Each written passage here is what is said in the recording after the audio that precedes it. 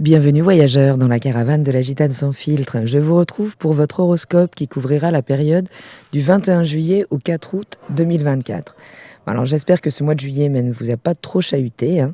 Et donc si vous êtes poisson, ascendant poisson ou si vous avez la lune en poisson, eh bien vous venez de vivre 2 pleines lunes là pour juin et juillet dans l'axe 11-5 de votre thème, celui de votre créativité, de l'expression de votre créativité individuelle et collective. Donc 2 pleines lunes, c'est 2 possibilités de mesurer, de réévaluer, de peut-être réajuster votre croissance personnelle, donc dans l'expression de qui vous êtes à travers vos créations individuelles, enfants, relations amoureuses, donc expression concrète de votre créativité si vous êtes artiste ou autre, et qui vous êtes au sein de vos réseaux amicaux, sociaux ou collaboratifs, les cercles au milieu desquels vous partagez vos valeurs. Mais cette seconde pleine lune, elle peut être franchement plus intense puisqu'elle implique Pluton, planète de la destruction ou de la transformation. Donc mélangé à vos besoins émotionnels, vous imaginez quand même la puissance là pendant ces quelques jours autour de la pleine lune. Puisque la lune, elle est dans le secteur 11 donc de votre thème, elle accentue les émotions liées aux amitiés, aux groupes, aux aspirations collectives, aux réseaux sociaux, alors tous les moyens de déplacement à longue distance aussi également.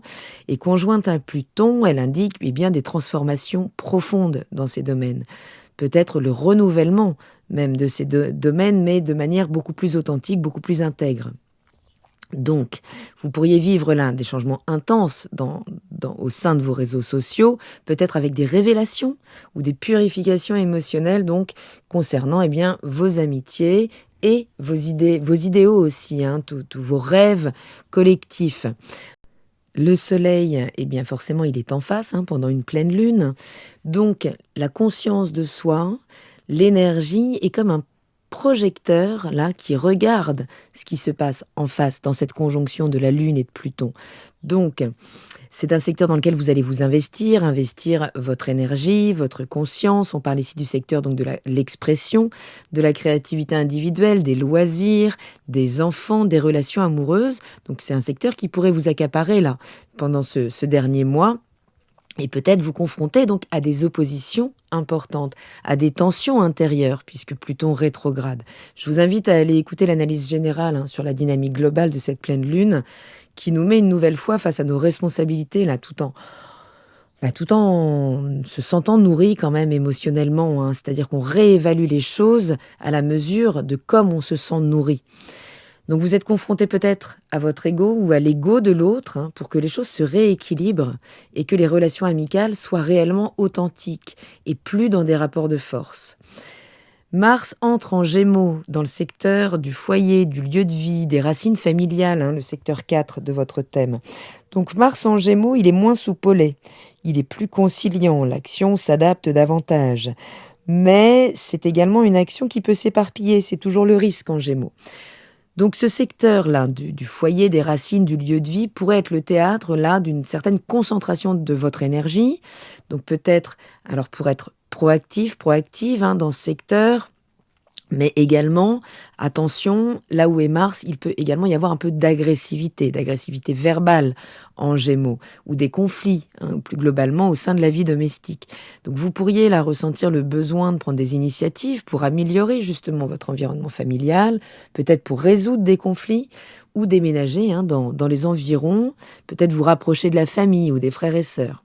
Donc Mars, ce guerrier, il vient de quitter le secteur 3, le secteur justement de la fratrie, du petit environnement, de la formation aussi, où il a formé une conjonction. Il s'est aligné à Uranus, donc la planète rebelle par excellence, et ça c'était mi-juillet. Donc ça a pu créer des bouleversements dans ce domaine-là, donc de l'environnement de proximité, peut-être pendant des courts déplacements, donc peut-être au sein de la fratrie ou avec le voisinage, ou encore dans le cadre d'un apprentissage, d'une formation ou autre. Et voilà, ça a pu être vraiment le cas là de changement de cap, mais c'est vous aussi qui avez peut-être produit des actions hyper subites, là, inspirées et réformatrices, et vous pourriez tester finalement la tangibilité de ces initiatives aux alentours là, de ce 21 juillet. Donc vous êtes confronté à la nécessité de transformer votre manière de communiquer, d'interagir avec votre entourage immédiat. Il y a l'idée du « ça passe » ou ça casse. Donc on va essayer quand même d'y mettre les formes là, pendant cette période. Surtout que Uranus est quand même en aspect de tension avec Mercure, la planète de la communication, qui est donc en Lion en maison 6, secteur du quotidien, des collègues, du soin, de la santé. Alors certes, Mercure en Lion, il est plus chaleureux dans sa communication, mais il est aussi plus dramatique. Il peut théâtraliser les choses. Donc au carré là, d'Uranus, vigilance en fonction de la place que prend votre ego, de la place que vous laissez à l'autre. Puisque votre parole pourrait être soit réconfortante et chaleureuse, valorisante, ou hyper autoritaire et hyper affirmative. Donc, puisque pendant cette pleine lune, donc Mercure en tension à Uranus, je le redis, c'est une tension exacte au degré près. Donc la planète rebelle en Taureau, où certes elle est plus lente, mais attention, une fois qu'elle est lancée, elle est inarrêtable. Donc il y a pu avoir des grands bouleversements là, mais qui peuvent créer quand même des tensions au quotidien, peut-être juste des maux de tête, mais ça peut réactiver des blessures d'ego, une forme de complexe aussi intellectuel. Donc des discussions intenses, des conflits peut-être au travail, peut-être aussi des révélations soudaines, des idées nouvelles concernant votre hygiène de vie et votre santé, en lien peut-être avec une forme d'émancipation que vous aimeriez prendre par rapport à votre secteur immédiat, votre quartier, votre fratrie. Donc attention aux prises de décision rapides quand même si Vénus est également quand même dans ce secteur pour tout adoucir et dans un bon aspect à Jupiter, la loupe. En maison 4, il pourrait y avoir des opportunités là qui vous permettent justement de prendre plus d'expansion au sein du foyer, au sein du lieu de vie ou des racines. Donc il pourrait y avoir bien des rencontres sentimentales, des opportunités de rentrée d'argent, peut-être aussi des possibilités juste de se sentir mieux valorisé dans son quotidien. Mais Neptune, donc qui maîtrise votre énergie, rétrograde dans le secteur de votre personnalité, alors en maison 1. Donc Neptune en direct a tendance à dissoudre le réel, pour nous faire connecter finalement à notre intérieur, à plus de subtilité, plus d'intuition. Elle nous relie à l'inconscient collectif pour inspirer nos idéaux, nos grands rêves d'amour universel. Mais en rétrogradation, les planètes retournent leur dynamique vers l'intérieur. Donc elle revient là sur des idéaux sur lesquels peut-être vous avez pu vous construire des illusions. En un mot, là où elle rétrograde en fait Neptune, elle nous permet de revenir donc sur des confusions, des illusions ou un champ d'expérience qui aurait pu être suridéalisé.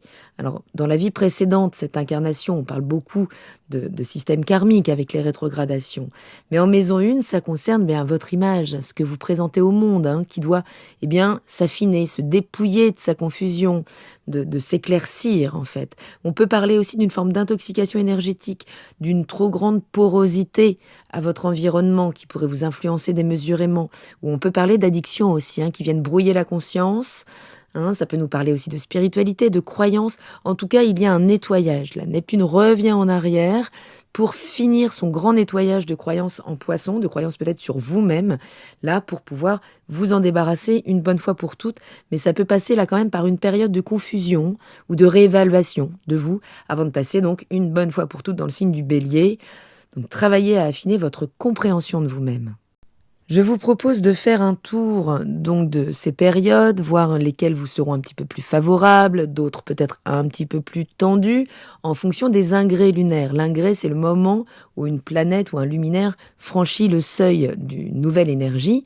Et donc là, on parle de la Lune, donc c'est le moment où la Lune va entrer dans un nouveau signe et qui peut déclencher beaucoup d'émotions, puisque les planètes ou les luminaires ont beaucoup de puissance en fait quand elles sont propulsées dans une énergie. Donc, avec la Lune, on parle évidemment des émotions. Donc, le 21 juillet, donc là, je viens de parler de la pleine Lune de ce jour, mais ce même jour, aux alentours de 13h45, la Lune va passer en Verseau, où là, elle parle de notre besoin d'air. Elle va activer Uranus, dont j'ai parlé. Donc, attention, vigilance, puisqu'il y a un aspect de tension avec les communications, avec le mental, dans le secteur 12. Donc, là, les émotions pourraient être comme dans l'angle mort. Attention à ne pas somatiser de récents conflits. Vous avez besoin là de vous mettre en retrait pour vous reconnecter à vos émotions, pour peut-être prendre de la distance par rapport à de récents événements. Dès le lendemain, le soleil passe dans votre secteur 6 en Lion, focus sur le travail, la santé, le soin à apporter à votre quotidien, peut-être pour y obtenir plus de reconnaissance aussi. Le 23 juillet, aux alentours de 15h30, la Lune va passer en Poisson. Elle rejoint votre signe. Donc là, on est vraiment dans l'écoute de ces besoins de connexion émotionnelle, hein. Et elle va activer Neptune, rétrograde, dont je viens de parler. Donc peut-être pour se défaire de certaines illusions ou une forme de toxicité énergétique ou d'addiction.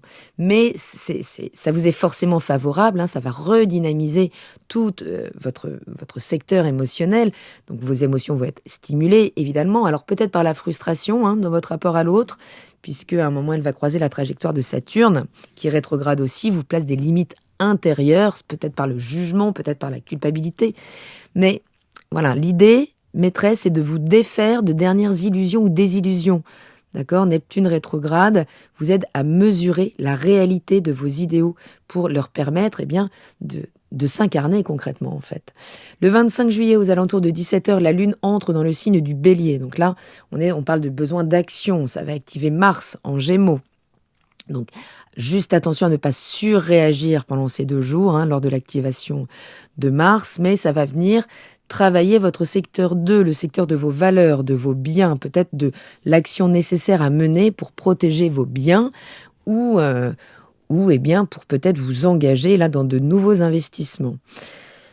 Mais attention quand même, hein, quand Mars est activé, la combativité s'active avec. Le 27 juillet, aux alentours de 21h, la Lune va passer en Taureau. Et elle va activer donc Vénus, donc la chance, hein, puisque Vénus était en bon aspect à Jupiter. Donc oui, il pourrait y avoir des tensions possibles avec le voisinage, la fratrie, si vous faites des petits déplacements. En fait, ça touche le secteur 3. Donc, vous pourriez, pendant un moment, là, vous sentir peut-être dévalorisé. Il peut y avoir un petit peu d'émotion, mais c'est juste là pour vous permettre de prendre votre juste place au sein de votre famille, de vous y faire respecter. Ou peut-être dans le cadre des travaux aussi, si vous agrandissez, hein, mais il y a l'idée d'affirmer vos besoins. Donc, ça peut être, oui, par rapport à la famille, mais par rapport aussi à des entrepreneurs, peut-être, desquels vous auriez du mal à vous faire entendre. Donc, travaillez vraiment à affiner votre communication, là. Le 30 juin, aux alentours de minuit, la Lune passe dans le signe du Gémeaux, où là, on est beaucoup plus communicant, mais ça active donc Mercure en Vierge, je le disais. Mercure sera passé en Vierge. Donc, le mental devient beaucoup plus analytique, beaucoup plus pratique. Mais c'est un aspect de tension avec votre signe, hein, donc attention quand même aux conflits. Aussi, donc... Oui, à l'action trop précipitée. Vous pourriez ressentir là vraiment des tensions dans vos interactions quotidiennes.